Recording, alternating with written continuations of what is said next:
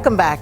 Now, it's easy to think of the flu as a winter-only visitor, but the truth is that it obviously lurks around all year long. And even a mild case of the sniffles can actually make it difficult to navigate the demands of everyday life. Now, it's virtually impossible to avoid germs altogether, but you can, in fact, make sure that you're ready to fight off an infection, whether it's a minor cold or full-blown case of the flu. And it's important to understand the difference between the flu, allergies, and of course, the common cold. So let's help clear up the myths and also get better at spotting what is actually going on when we start feeling a little under the weather, no matter the season. So joining us now to talk about this is no stranger to television. I'm sure so many of you will be so happy to see him.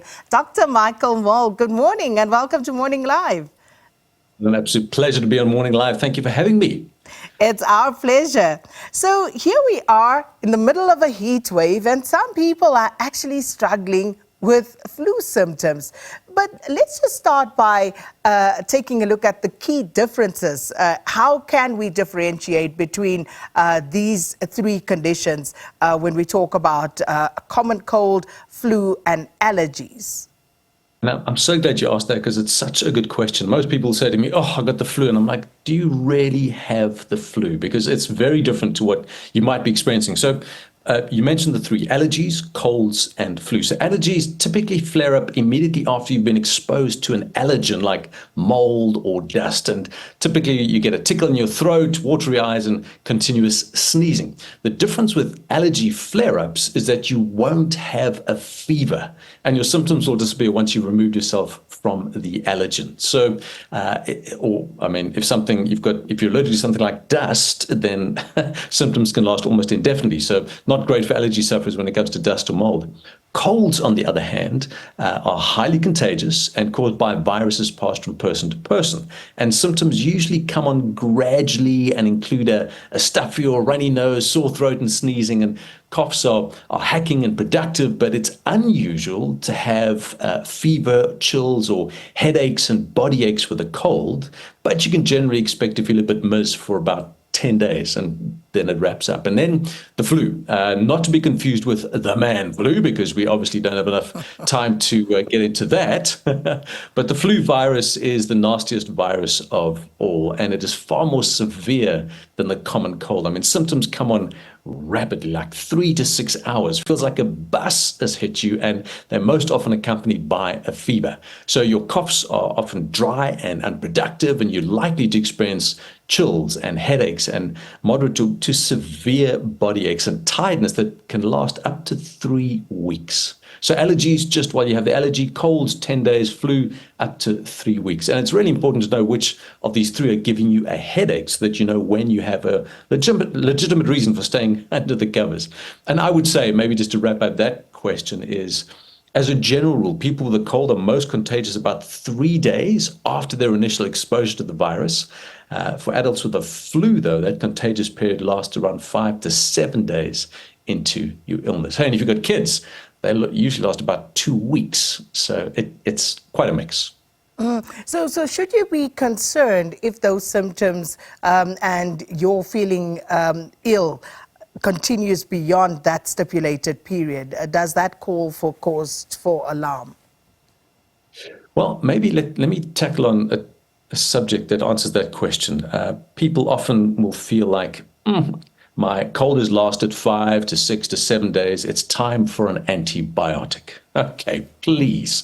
Can I just say this? Do you ever need to use antibiotics for a cold? And the answer is absolutely not.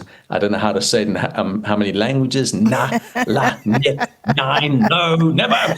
They only treat bacterial infections. They do not treat viruses. So they've got no effect against viral infections and no effect against the cold or the flu, and obviously not against allergies.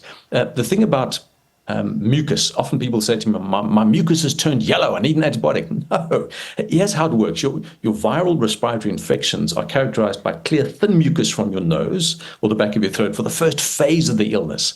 And then infection-fighting cells move into the area to fight off that infection. And those cells secrete proteins that change the color of your mucus, causing that clear mucus to turn those lovely shades of green and yellow. And am I making you nauseous? I'm making myself nauseous. But that's the normal sequence of events. And taking an antibiotic will have no effect against that or change that process. In fact, the World Health Organization says that antibiotic resistance is one of the most pressing public health concerns. And when bacteria are repeatedly exposed to antibiotics, they toughen up, they get resistance, which means when you actually do need that antibiotic to treat that bacteria, it's ineffective or it lasts a whole lot longer. And here's a message to parents especially, is you need to be the bigger person here, literally.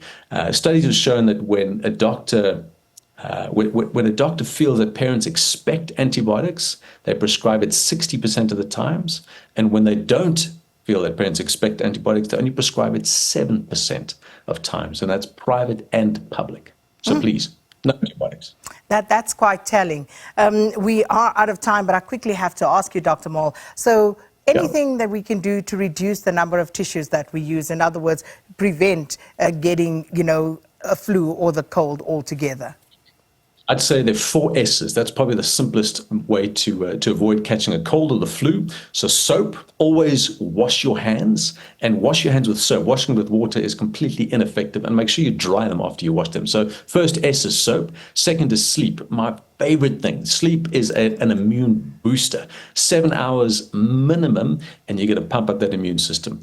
Third S is superfoods. So these are foods that contain zinc and vitamin C and selenium, all which boost your immune system. So we're talking things like berries or spinach, Brazil nuts, and then just a balanced diet throughout the winter months especially. And the final S, sweat. Exercise, guys. Most people say, I'm sick, I can't exercise. No, moderate intensity exercise actually boosts your immunity, and it gets you out of bed next to your partner who's come down with the flu. So definitely 4 S's. So soap, sweat, superfoods, and sleep, and you'll avoid flu any time of the year. Dr. Michael Mol, always a pleasure speaking to you. And I can tell you, my phone is flaring up. People so happy to see you. So thanks so much for gracing us with your presence this morning. Dr. Michael Mol joining us here on Morning Live Health Matters segment, and talking about all things about the seasonal flu and colds, and of course allergies, and how to differentiate between all of those.